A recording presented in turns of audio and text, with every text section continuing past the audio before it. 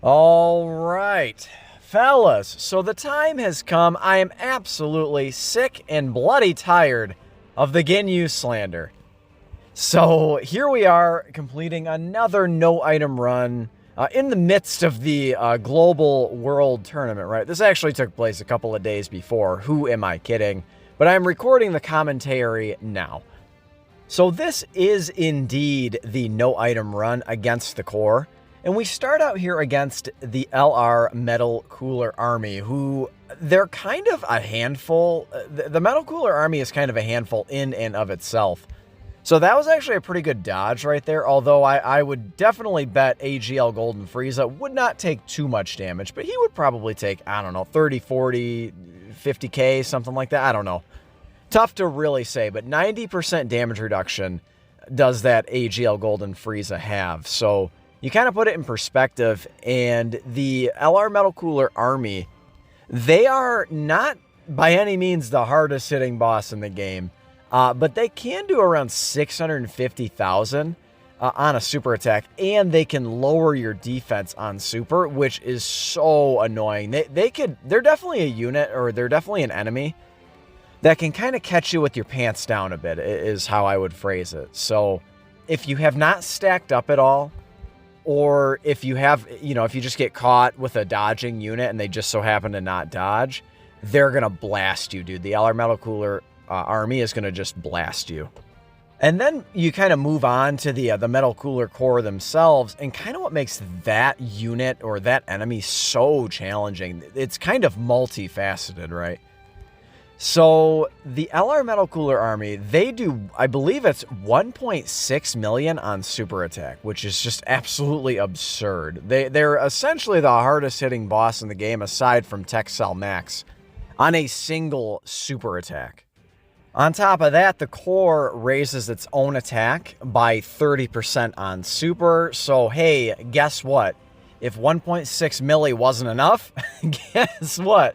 The subsequent attacks are hitting you even harder than before, right? So that is obviously super problematic. Several red zone bosses do this. The other one that comes to mind is the Cell Max fight, right? He raises his attack on super attack, but he's not doing 1.6 milli. So I believe he's doing around 500k on normals. Again, he's just a monster of a boss.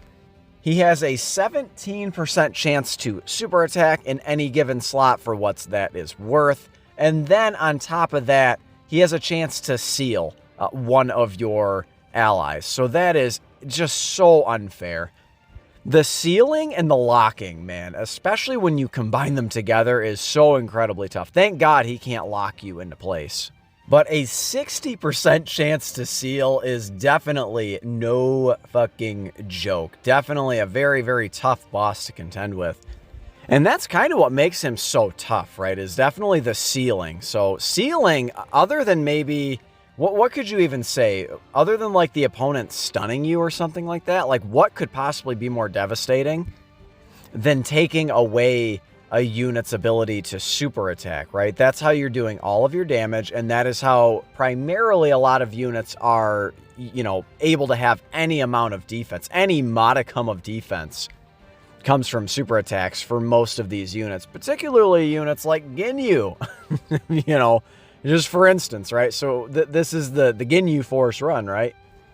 So AGL Ginyu, man, he gets sealed, and you're missing out on a lot of defensive stacks, potentially 3 per turn. So now when we get to the core, it's usually a good idea to go ahead and switch over to Goku Ginyu if it is at all possible. Usually on that first turn out, not going to be possible. So you got to you got to skate through one turn of the core, right? Just to try to hope to get to Goku Ginyu. So anyway, man, the core, very, very disgusting, sick, nasty, right? So you look at the construct of this team, and I've been, singing AGL Captain Ginyu's praises for the better part of like a month now or so.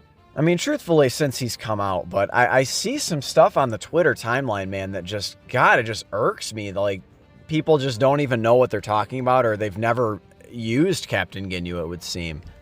So I think what makes Captain Ginyu so incredibly useful is I've talked about it in every video, is this ability to do the mid-battle heal. The mid-battle heal is so incredibly useful. It's why a unit like Tech, Kale, and Khalifa probably don't get enough credit either.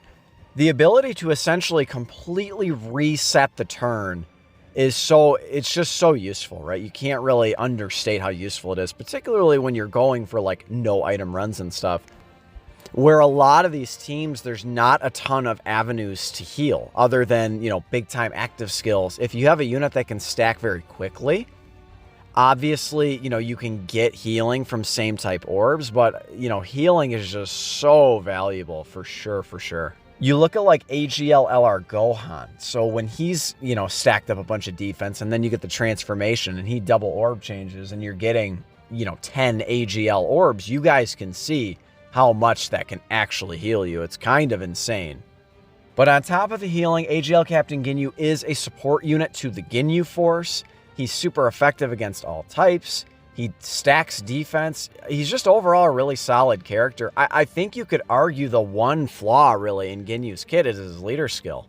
Here's the core super attacking. It did not matter, right? Because we had LR Cooler take the damage there, right? Take the brunt of damage. Here's, by the way, before we get back to Ginyu and the rest of the team, this is a very integral moment in the run right here. So recall that the Metal Cooler core raises its own attack on super. So Birder and Jice there getting the 3 dodges, that was absolutely, that was make or break right there. That meant the no item run, or it meant the L. It's just that simple. Birder and Jice, I guess we can kind of move on to the rest of the team here. But Birder and Jice absolutely, positively, 100% of the time have to dodge in this fight. They can't afford to, I can't afford to take one single hit.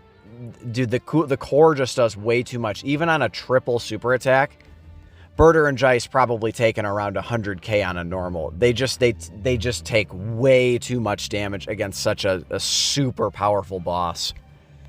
So Birder and Jice, I mean, certainly they're very, very valuable on this team, providing 60% support to all allies when Ginyu's on rotation. And then again, the 50% chance to dodge, plus whatever you give them in the hidden potential system.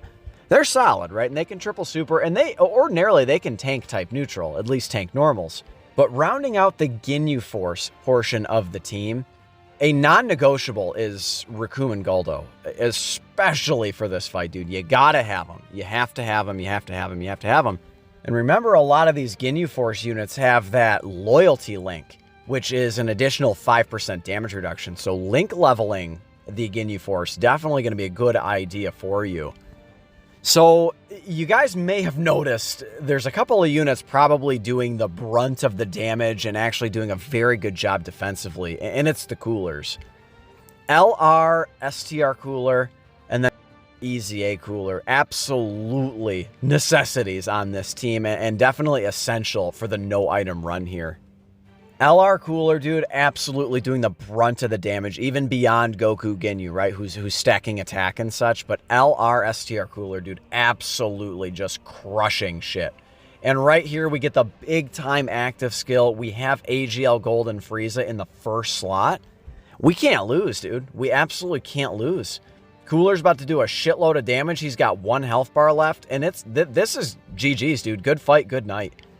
And then you have STR Cooler, who the EZA that is, who is just being an excellent link battery for LR Cooler and can do some damage in his own right and able to stack up quite a bit in that opening round where the LR Metal Cooler army can be debuffed. Remember, when the attack or defense is debuffed, that unit can triple super attack, LR EZA Cooler, right? So you have to have those 2 units again on this run, and you can see they carried the brunt of the damage. Big time crit, no item run in the books, dude.